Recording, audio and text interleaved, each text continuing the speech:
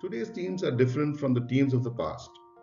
They are far more diverse, dispersed, digital, and dynamic.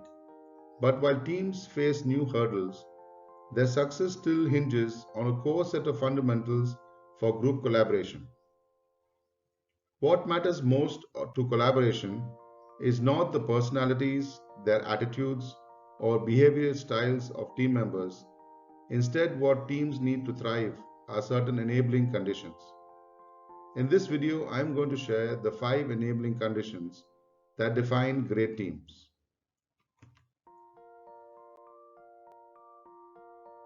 The foundation of every great team is a direction that energizes, aligns, and engages its members. Teams cannot be inspired if they don't know what they are working toward and don't have specific goals. These goals should be challenging, but not so difficult that the team becomes dispirited. They also need to be consequential. People have to care about achieving a goal, whether because they stand to gain specific organizational rewards like recognition, pay, and promotion, or self-facing rewards such as satisfaction and a sense of meaning.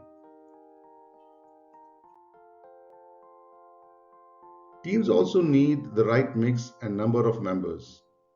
High-performing teams include members with a balance of skills. Each individual doesn't have to possess superlative technical or social skills, but the team overall needs to have a proper mix of both. Diversity in knowledge, views, and perspective, as well as in age, gender, and race, help teams to be more creative and avoid what we call groupthink. While we assign tasks, we need to optimally design them and the processes and norms that discourage destructive behavior and promote positive dynamics. Team members from diverse backgrounds often interpret the goals differently and help the goals overall to be achieved in more innovative ways. Having the right structure is the third condition that enables team efficacy. This includes maintaining a reward system that rewards and reinforces good performance. We also need an information system that provides access to data which is needed for the work, an education system that continues to offer training, and last but not the least, the ability to secure the materials and resources required to do the job, such as the tools and interdepartmental support. The leader is expected to ensure the support structure is properly established and operates to the support levels required by the team so that they can focus on their optimal performance. Generally speaking, the first 3 enabling conditions should be enough to pave way for team success. But today's teams need something more. Diversity and in some case distance, as well as digital communication increase and turnover, make them prone to problems of us versus them thinking and incomplete information. The solution to both is developing a shared mindset among team members. Sometimes team leaders can do this by fostering a common identity and common understanding. In the past, teams have consisted of a stable set of fairly homogeneous members who worked face to face and tended to have a similar mindset. But with that no longer being the case, teams now often perceive themselves not as one cohesive unit, but as much more smaller subgroups. Digital dependence often impedes information exchange, while face-to-face team participants can rely on non-verbal and contextual cues to provide insight into what's going on. There are many ways team leaders can foster this shared identity and understanding and break down the barriers to cooperation and information exchange.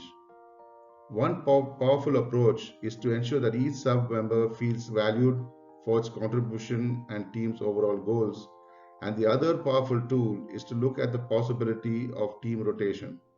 This ensures the team values the contribution by the other subgroup and creates a more cohesive unit. Together, the 4 enabling conditions form a recipe for building an effective team from scratch. But even if you inherit an existing team, you can set the stage for success by focusing on four fundamentals. You can never replace one-to-one interactions, whether they are in person or virtually. One-to-one time spent with each individual gives them the opportunity to voice their concerns and ideas for the betterment of the organization. The way to ensure the team is functioning is to keep evaluating each individual on four compelling factors we just saw on a continuous basis and addressing the ones that are not aligned to the common vision.